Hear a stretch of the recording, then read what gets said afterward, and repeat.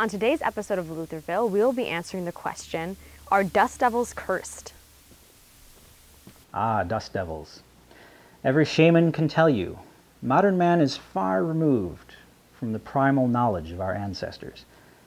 Many people too easily and eagerly dismiss the ancient ways as foolish myths and deride the wisdom of their forefathers as superstition and nonsense. The native peoples of these deserts in America and Mexico have long held the evil power of dust devils in hushed tones of great respect. Yes. In fact, some elders will not speak of them at all, for it is not safe to talk of such spirits. Now, wisdom tells the enlightened soul that the truth of the world often lies somewhere between legend and science. Dust devils must indeed be respected, for their curses are not mere myths, and they do pose a genuine danger. For those who don't know, dust devils are the swirling tornadoes of sand that you sometimes see form in the desert. If you've ever driven through the desert, you've probably seen them far off in the distance. They look like whirlwinds of sand, jinn as they are called in Middle Eastern deserts. As for the very real danger they pose, it comes in the form of valley fever, also known as coccidiomyosis. Coccidiomycosis. Okay, great. Great, let me take that back. Coccidiomycosis. Oh, I was just going to keep rolling with that. Oh, But- you are? Sorry. Yeah, I thought you were correcting me. no. Because I figured that was a way around it. Yeah, You could right, just, totally. You could just keep talking, but Great. okay. Let's see. All right.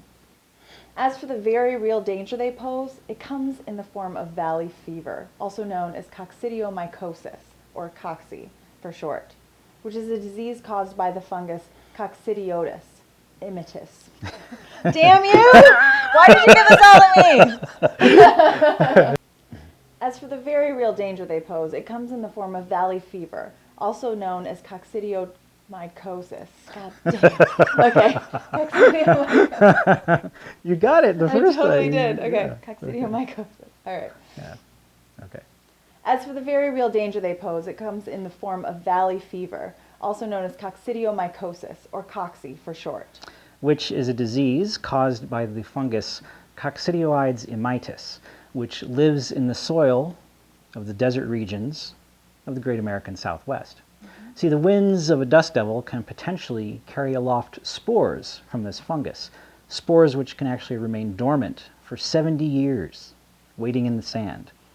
If they are inhaled after an incubation period of 2 weeks, the infection can begin to wreak havoc on the respiratory system.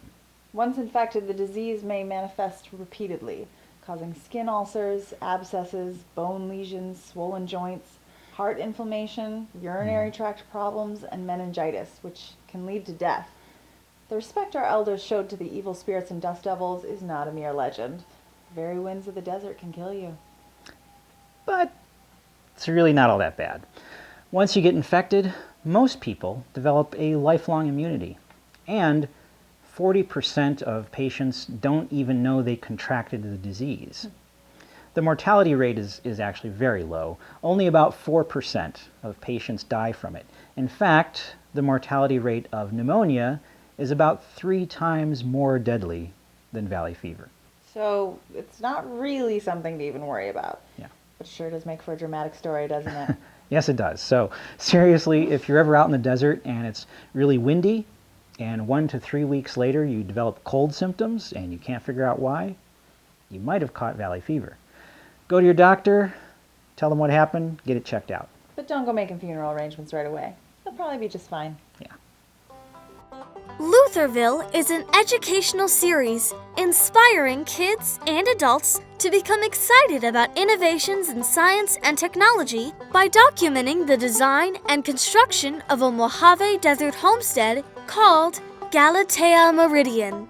Witness the crazy story of how Eric Muss-Barnes, an unemployed computer geek and struggling novelist, risks homelessness by spending most of his life savings to build an off-grid dream house in the middle of nowhere.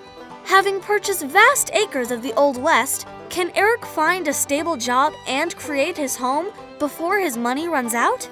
Take a journey where fortitude and a pioneering spirit continue to forge the American dream on the romantic landscape of the American frontier.